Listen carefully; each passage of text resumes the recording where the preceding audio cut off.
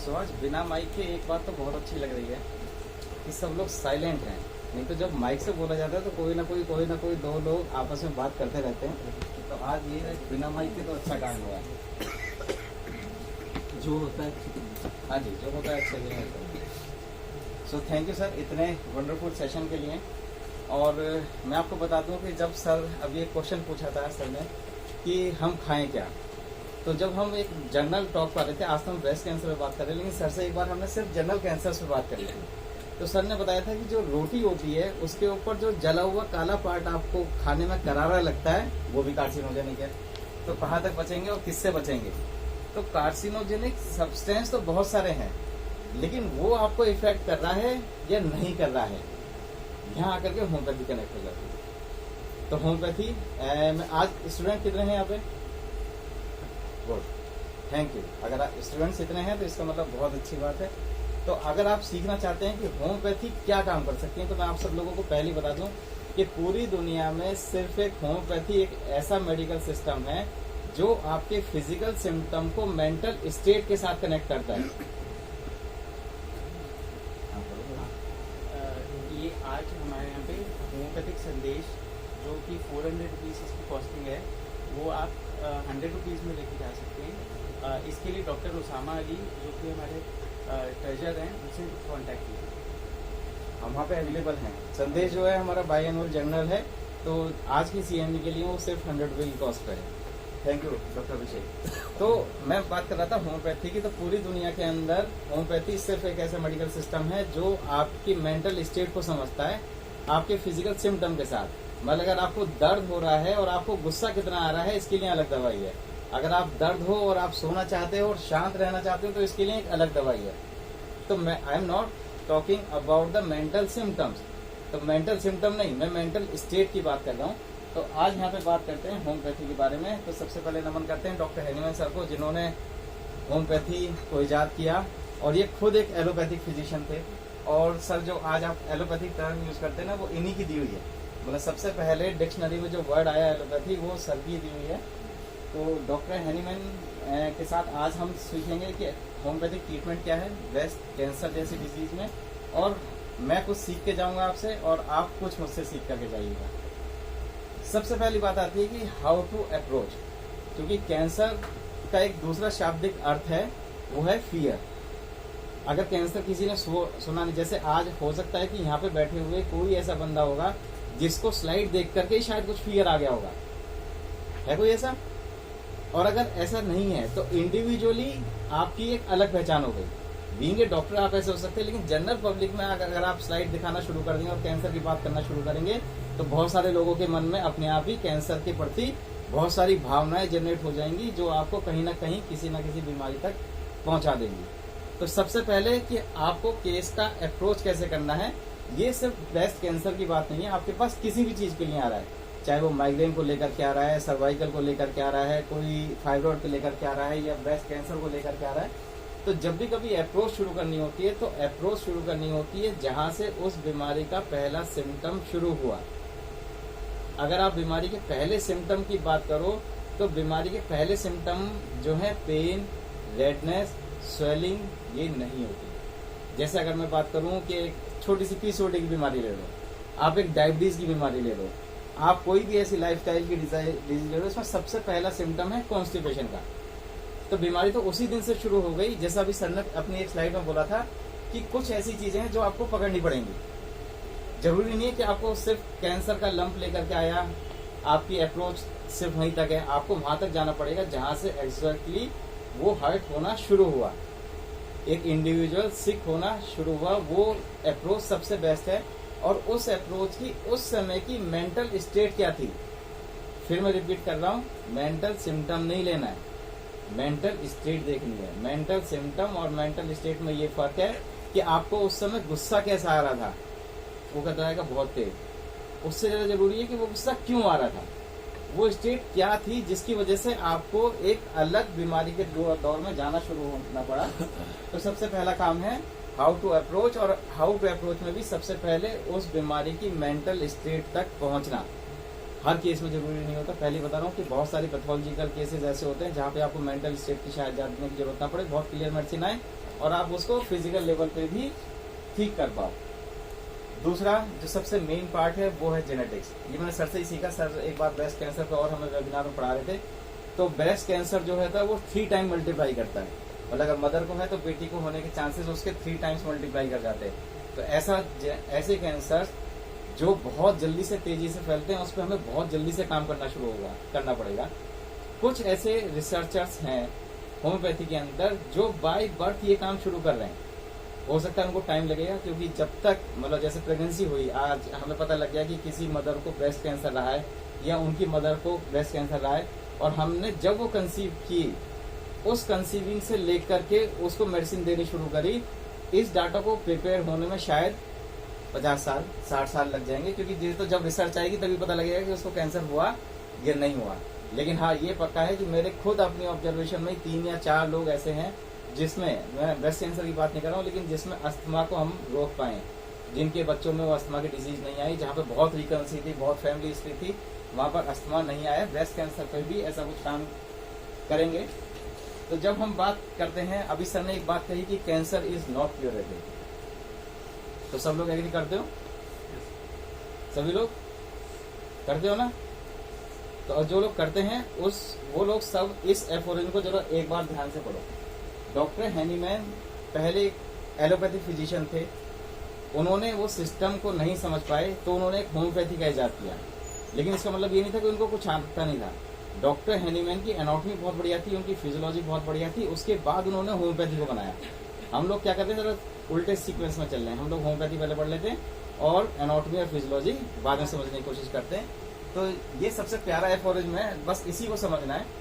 इस एफोरिज्म में उन्होंने सबसे पहली बात क्या लिखी है, if the physician clearly perceives. इसका मतलब क्या है कि अगर आज आप अपनी टेबल पर बैठे हो पेशेंट को परसीव करने के लिए, तभी आप उसको ठीक कर पाओगे।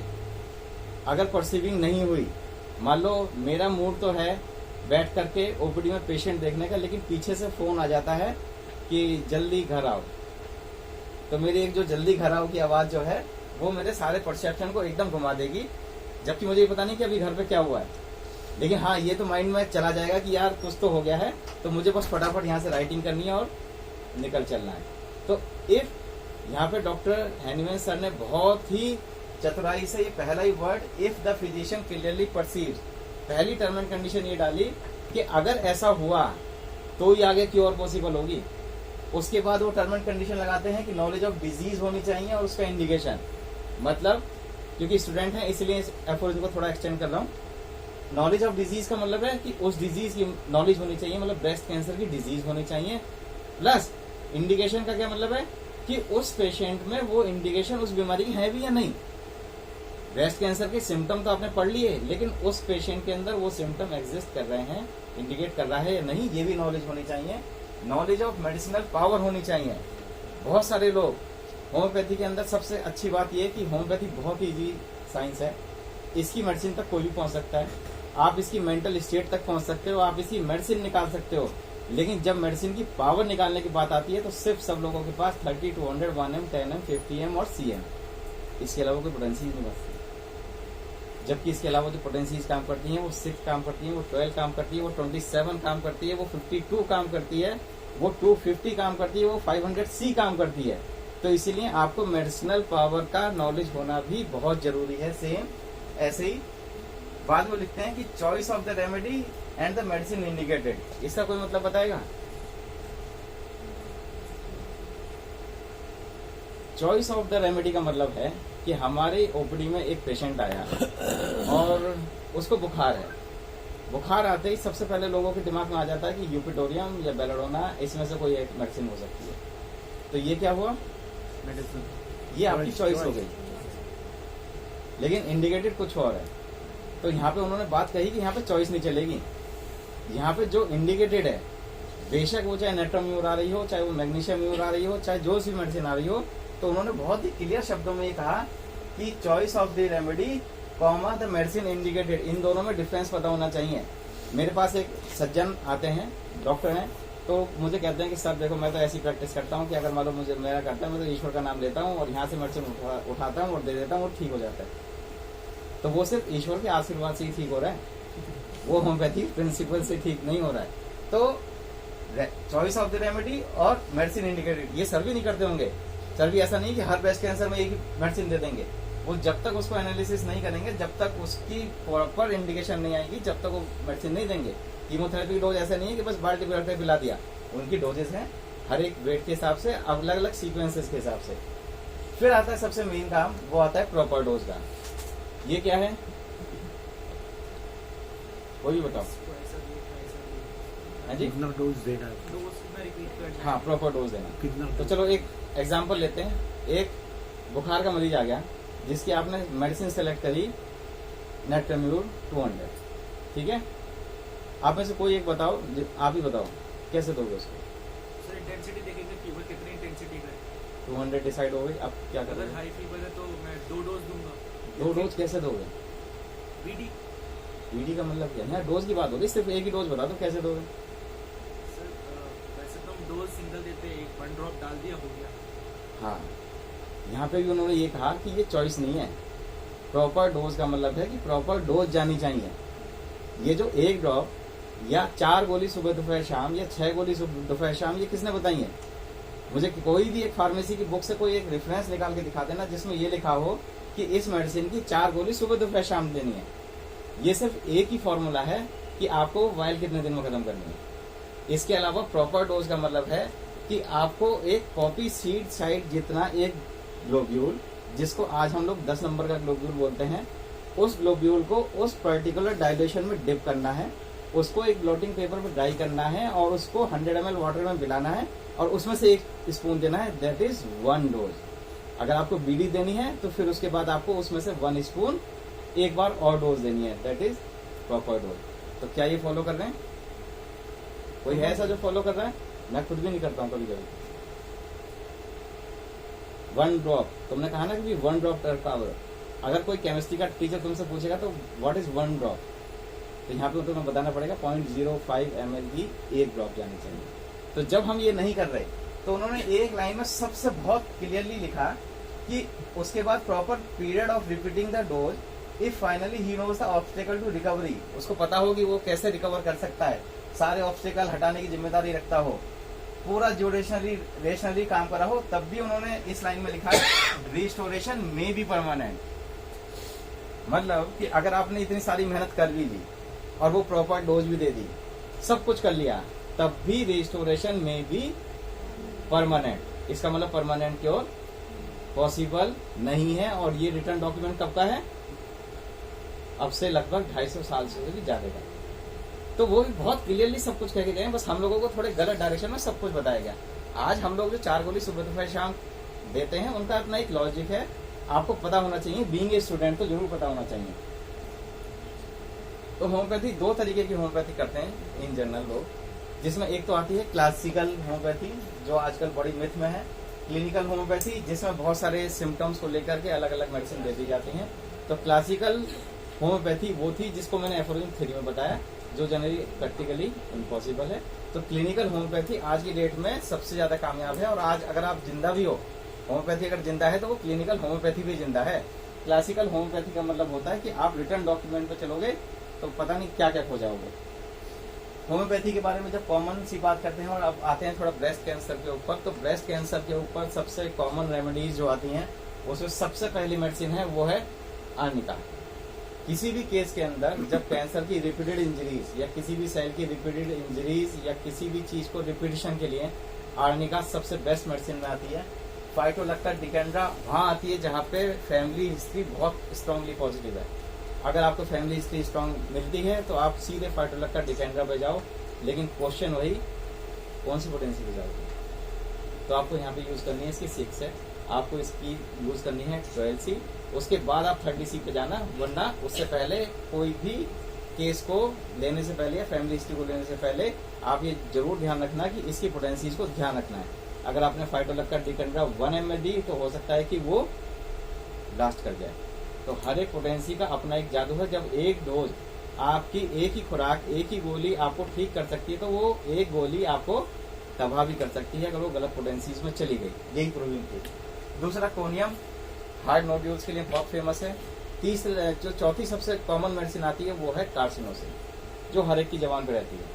कैंसर का नाम आया और कार्सिनोसिन हमारे दिमाग में आई, कैंसर का नाम आया, कार्सिनोसिन। बहुत सारे मैंने ऐसे डॉक्टर्स देखे हैं जिन्होंने बिना बात की कैंसर का नाम सुनते ही अच्छा कैंसर का डाउट हो सकता है, कार्सिनोसिन वीकली या फोर्टनाइटली देना शुरू कर दिया, पता लगा केस जो है वो कहीं और पहुंच गया।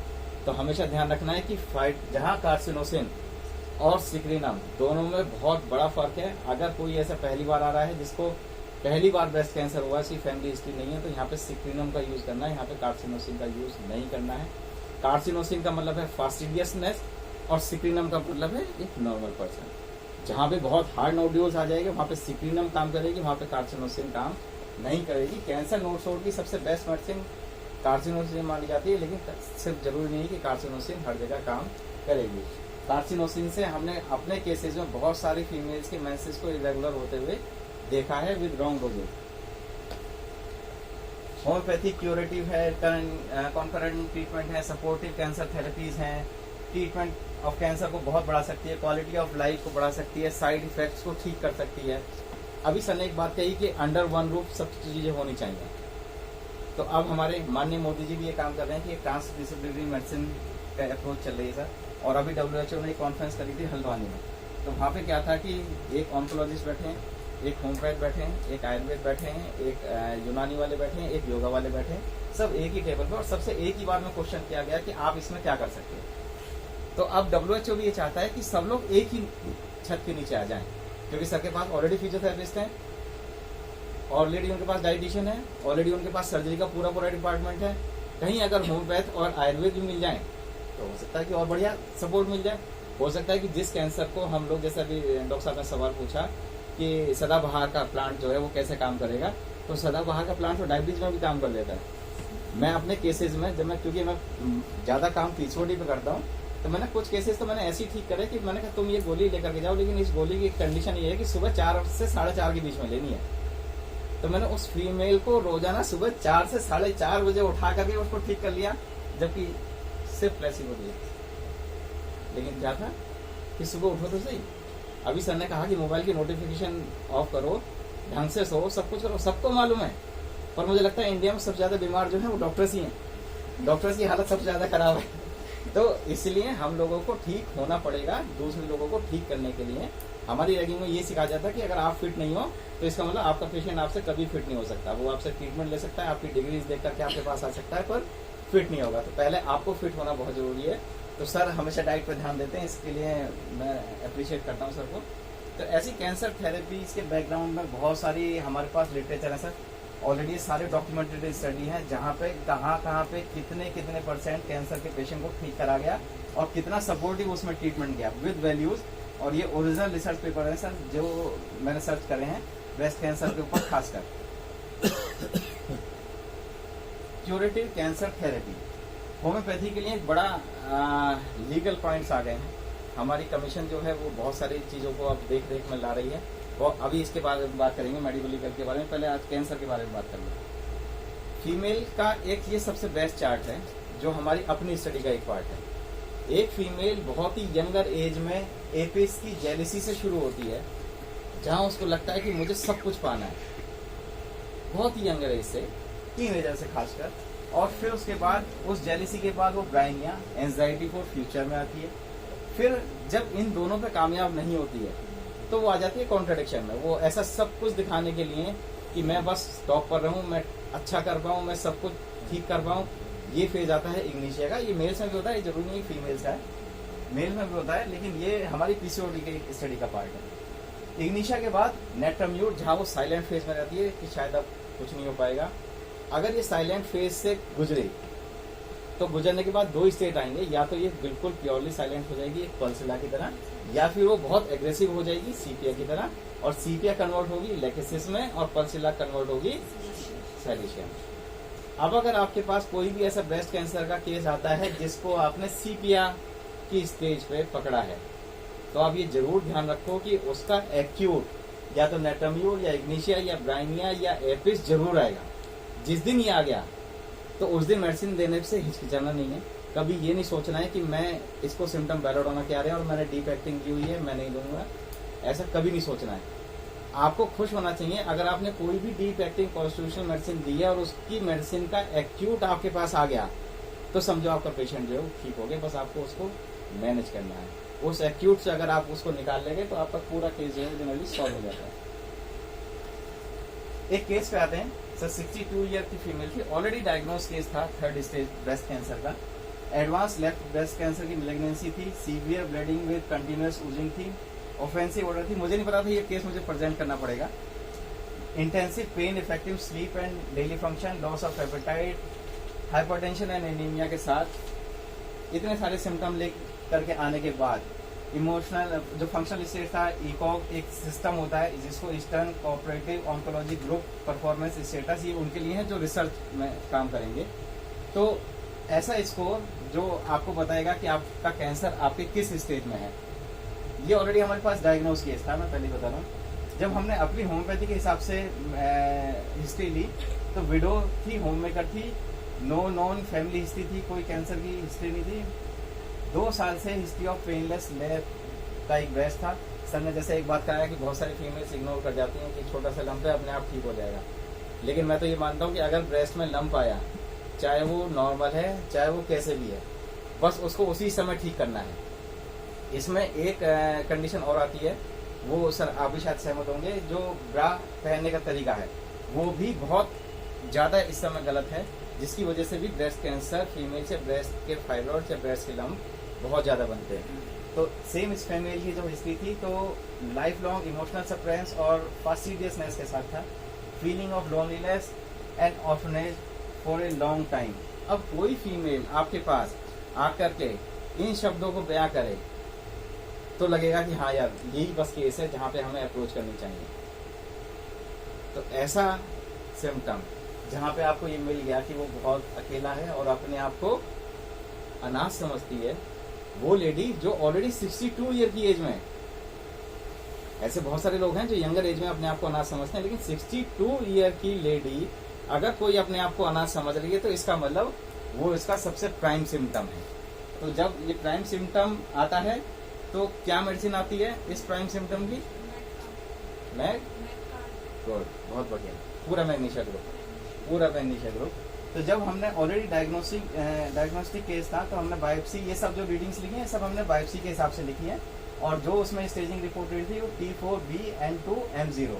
तो जैसे T4MB जो है ट्यूमर का अपना एक मार्कर होता है, N2 का मतलब उसमें नोड्स कितनी इन्वॉल्वमेंट है, और M का मतलब होता है मेटास्टेसिस, मतलब उसमें मेटास्टेसिस बिल्कुल भी नहीं थी, लेकिन बाकी अपने एडवांस लेवल पर था। Totality of symptom, mental emotional features, long term suppression of emotions, fastidious disposition, local pathology, burning, oozing, bleeding, ulcerated, fungating. और हमने जब इतने सारे सिम्टम्स को लेकर के एक प्राइम सिम्टम पे गए तो जो मेडिसिन थी वो magnesia muriatica. Now what is the difference? Magnesium natrum mur, इन दोनों का combination magnesium mur, magnesia calcarea carb, इन दोनों का कॉम्बिनेशन मैग्नीशियम कार्ब। तो ये भी तो मिक्सिंग ऑफ रेमेडी थी। डॉक्टर हैनीमैन ने ये भी तो ऐसा करा। उसके बाद आप आओ डॉक्टर क्लार्क में, जहां पे उन्होंने बहुत रिपीटिशन में काम करा। तो हमने मैग्नीशिया म्यूर 30 डेली 30 डेज के लिए दी, और उसके बाद 200C वीकली डोजेज में दी। कार्सिनोसिन को हमने 1 मंथ में चलाया क्योंकि यहाँ पे फास्टिडियसनेस थी, तो हमने कार्सिनोसिन को चूज किया। कैलेंडुला हमने लोकल अप्लाई के लिए काम करा। और जितने भी ऐसे लोग हैं जो ये कहते हैं कि हम मल्टीपल मेडिकेशन का काम नहीं कर सकते, तो वो थोड़ा गलत डायरेक्शन में जा रहे हैं। होम्योपैथी को समझो, होम्योपैथी में डॉक्टर हैनीमैन, डॉक्टर क्लार्क ने कभी ये नहीं कहा था कि तुम एक सिंगल मेडिसिन दे करके बैठ जाओ। अगर ऐसा होता तो डॉक्टर हैनीमैन अपने छोटे से लाइफ स्पैन में 90 मेडिसिन को प्रूव नहीं कर सकते थे। डॉक्टर क्लार्क ने ऑलरेडी इतनी सारी मेडिसिन डेली एक्सपेरिमेंट, आप डॉक्टर क्लार्क को पढ़ो, डॉक्टर क्लार्क को जब पढ़ोगे तो उन्होंने हर एक मेडिसिन को, एक ही रूल है, एक मेडिसिन को एक ही टाइम पे रखो। मतलब अगर आपने आज मैग्नीशियम म्यूर दिए तो आज सिर्फ मैग्नीशियम म्यूर। अगर आपको लगता है कि 22 आवर या 42 आवर्स के या 48 आवर्स के अंदर सिम्टम्स चेंज नहीं हो रहा है, then you change the medicine. जो भी आपकी मेडिसिन आ रही है, अगर आपका एक्यूट है तो आपको बहुत जल्दी से काम करना है और आपको डॉक्टर क्लार्क को फॉलो करना है। ऐसा ना हो कि आपके 48 आवर्स में पेशेंट जो है वो कहीं और पहुंच जाए। इस पेशेंट को की जो आज मैं रिपोर्ट कर रहा हूँ, इस ट्रीटमेंट को सर जो डॉक्टर्स थे उन्होंने हम हॉस्पिटल से जब कहा तो उन्होंने कहा कि भाई आपका जो इतना एक्सपेंसिव है तो आप 6-7 महीने से ज़्यादा नहीं जी पाएंगे। तो उसके बाद जब हम फॉलोअप करते रहे 4th वीक के बाद, उसके बाद 3rd मंथ के बाद और 12 मंथ के बाद, ultimately patient survive for 1.5 years. तो अगर आपने किसी की लाइफ को 1 साल भी एक्सटेंड कर दिया तो शायद ये बहुत बढ़िया है। वो भी ऐसी लाइफ जहाँ से उसकी फीलिंग्स जो है वो अच्छी हो गई, जहाँ से उसको अच्छा लगने लगा, जहाँ से उसको अब कैंसर का डर जो है बहुत नहीं सताने लगा। अगर आपने किसी भी पेशेंट को इतना भी कर दिया तो आप अपने केसेस में जीत गए। तो ये एक केस था। Thank you. मैंने आज सर के लिए पूरा टाइम रखा था हमारी तरफ से, तो क्योंकि होम्योपैथी में हमेशा बात होती रहती है। मैं चाहता हूँ कि यहाँ पे एक इंटीग्रेटिव अप्रोच हो, पूरी एसोसिएशन। अगली बार भी जो हमारे स्पीकर हैं वो एक डर्माटोलॉजिस्ट हैं, हम लोग सोरियासिस पे बात करेंगे, तो अपनी अपनी सीट पहले से ही देख लेना। तो ये मेरी तरफ से एक छोटा सा केस था सर, और थैंक्स मेरे सारे स्टूडेंट्स का, क्योंकि जो भी मैंने आज सीखा है वो सब मेरे अपने स्टूडेंट्स की वजह से है। इसमें भी डॉक्टर वंशी कात्री ने मेरी बहुत हेल्प की है। So thank you so much. किसी को कोई क्वेश्चन हो होम्योपैथी के रिगार्डिंग तो पूछ सकता है, और नहीं है तो इसमें मैं सब कुछ समझ ही गया। Thank you.